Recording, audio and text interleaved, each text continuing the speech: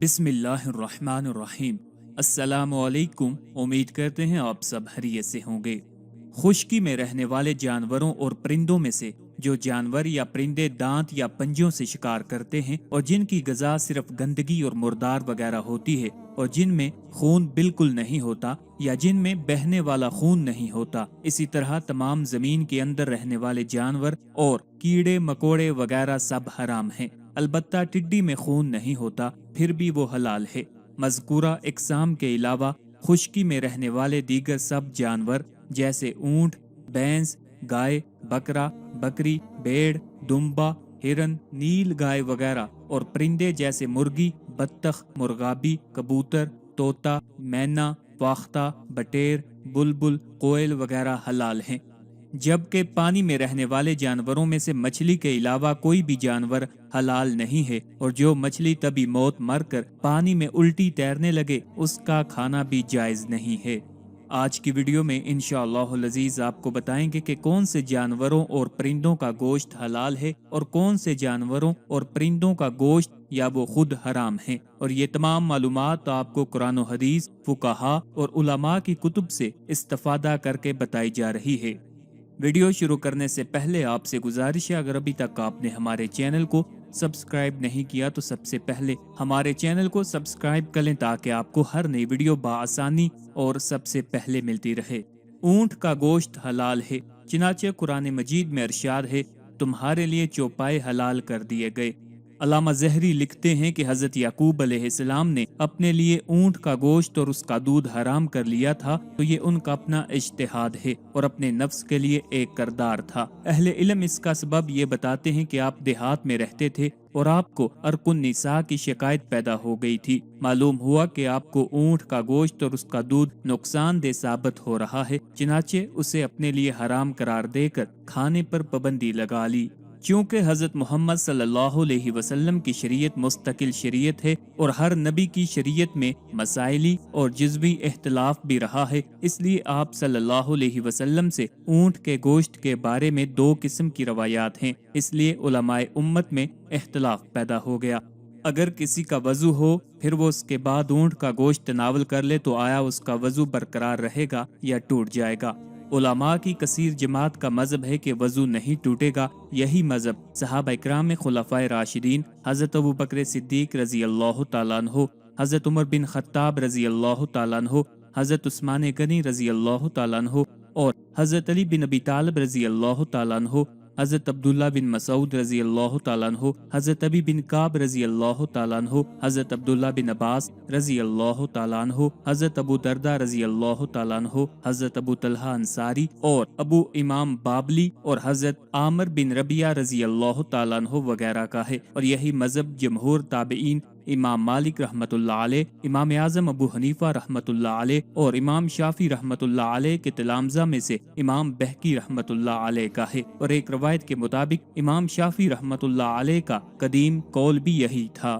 तमाम उलमा के नज़दीक खरगोश का गोश्त हलाल है, लेकिन एक रवायत के मुताबिक मकरूह है, जिसकी रवायत इब्ने उमर रजी अल्लाह तआला अन्हु और इब्ने अबी लैला ने की है। और हम इस रवायत से इस्तेदलाल करते हैं कि जिसको एक तबके ने अनस बिन मालिक रजी अल्लाह तआला अन्हु से रवायत की है, एक दिन हमने मकाम मरुल ज़ुहरान में शिकार के लिए एक खरगोश का ताक़ुब किया, चनाचे मैंने दौड़कर उसको पकड़ लिया और फिर उसको अबू तलहा के पास लाया। अबू तलहा ने उसको ज़बा किया और उसका एक सरीन और दोनों राने रसूल अल्लाह सल्लल्लाहु अलैहि वसल्लम के पास भेजी, चनाचे रसूल अल्लाह सल्लल्लाहु अलैहि वसल्लम ने उसे कबूल फरमा लिया। बुखारी शरीफ की एक रवायत में है कि रसूल अल्लाह सल्लल्लाहु अलैहि वसल्लम ने उसे कबूल फरमाकर उससे तनावल भी फरमाया। एक दूसरी रवायत में है कि जनाब रसूल अल्लाह सल्लल्लाहु अलैहि वसल्लम से खरगोश के बारे में पूछा गया तो आप सल्लल्लाहु अलैहि वसल्लम ने फरमाया कि वो हलाल है। इब्ने काने की मोजम में मोहम्मद बिन सफवान या सफवान बिन मोहम्मद से रवायत है, जिन उलमा ने खरगोश के गोश्त को मकरूह करार दिया है, मसलन इब्ने अबी लैला और उनके तमाम मवाफिक उलमा ने, वो इस हदीस से इस्तेदलाल करते हैं। حبان بن جز کہتے ہیں کہ میں نے ایک دن رسول اللہ صلی اللہ علیہ وسلم سے پوچھا کہ آپ صلی اللہ علیہ وسلم خرگوش کے بارے میں کیا فرماتے ہیں؟ آپ صلی اللہ علیہ وسلم نے فرمایا نہ تو میں اسے کھاؤں گا اور نہ ہی اسے حرام کہتا ہوں۔ کہتے ہیں کہ پھر میں نے اس کی وجہ دریافت کی کہ ایسا کیوں؟ تو آپ صلی اللہ علیہ وسلم نے ارشاد فرمایا کہ میرا خیال ہے کہ اسے خون آتا ہے۔ پھر میں نے پوچھا کہ اچھا لگڑ بگڑ کے بارے میں کیا حکم ہے؟ آپ صلی اللہ علیہ وسلم نے فرمایا لگڑ بگڑ کو کون کھائے گا؟ نیز امام دمیری رحمت اللہ علیہ فرماتے ہیں کہ کوئی ایسی ضعیف حدیث نہیں ہے جس میں خرگوش کی حرمت کی تصریح موجود ہو، لیکن ان دو قسم کی روایات سے صرف یہ پتہ چلتا ہے کہ خرگوش گندا جانور ہوتا ہے لیکن اسے کھایا جا سکتا ہے۔ بارہ سنگا حلال ہے اس لیے کہ اس کا شمار پاکیزہ جانوروں میں ہوتا ہے جیسے کہ پہاڑی بکرا، لیکن امام رافی رحمت اللہ علیہ نے یوں کہا ہے کہ ہرنوں کا گوشت بشمول بارہ سنگا کے بارے میں شیخ ابو محمد کا قول صاف طور پر واضح نہیں ہے، جس سے یہ معلوم ہوتا ہے کہ وہ اس مسئلے میں اپنی رائے قائم نہیں کر پائے۔ پھر آگے جا کر یہ معلوم ہوتا ہے کہ آخرکار انہوں نے یہ فیصلہ کیا ہے کہ ہرن بما بارہ سنگا کا مسئلہ بالکل اسی طرح ہے جیسے بھیڑ بکریوں کے ساتھ جواز کا حکم لگایا جاتا ہے۔ صحیح قول کے مطابق گیدڑ کا گوشت حرام ہے اس لیے کہ یہ کونچلی کے دانتوں سے حملہ آور ہوتا ہے۔ خلاصہ یہ ہے کہ ہمارے احناف کے نزدیک یعنی امام اعظم ابو حنیفہ رحمت اللہ علیہ، امام قاضی ابو یوسف رحمت اللہ علیہ اور امام محمد حسن الشیبانی رحمت اللہ علیہ کے نزدیک حرام ہے۔ شواف مسلک میں بھی گیدڑ کا گوشت حرام ہے۔ شیخ ابو حامد کے نزدیک حلال ہے۔ امام محمد رحمت اللہ علیہ سے اس کے بارے میں سوال کیا گیا تو آپ نے فرمایا کہ جو بھی جانور کونچلی کے دانتوں سے نوچتے ہیں وہ درندوں میں داخل ہیں۔ ہر قسم کا باز اور شکرا حرام ہے اس لیے کہ میمون بن مہران عبداللہ بن عباس رضی اللہ تعالیٰ عنہ سے روایت کرتے ہیں ہر کونچ والے درندوں اور چنگل مارنے والے پرندوں کا کھانا حرام ہے۔ یہی اکثر علماء اکرام کا مذہب ہے۔ امام مالک رحمت اللہ علیہ کہتے ہیں باز اور شکرے کا گوشت حرام نہیں ہے۔ یہی مسلک امام لیث رحمت اللہ علیہ، امام الاوزاعی رحمت اللہ علیہ، یحییٰ بن سعید وغیرہ نے اختیار کیا ہے۔ ان کا کہنا یہ ہے کہ کوئی بھی پرندہ حرام نہیں ہے۔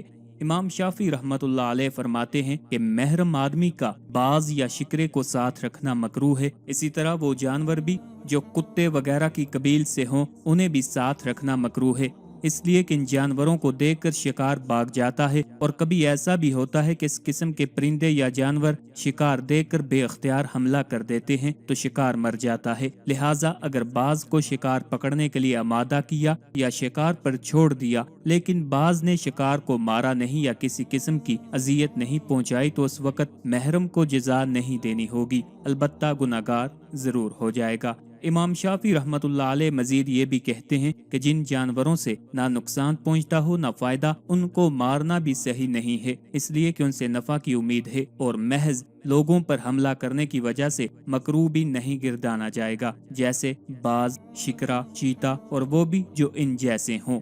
چنانچہ عدی بن حاتم کہتے ہیں میں نے رسول اللہ صلی اللہ علیہ وسلم سے باز کے شکار کے بارے میں دریافت کیا تو آپ صلی اللہ علیہ وسلم نے فرمایا کہ جو وہ تمہارے لیے پکڑ لے تم اسے کھا سکتے ہو۔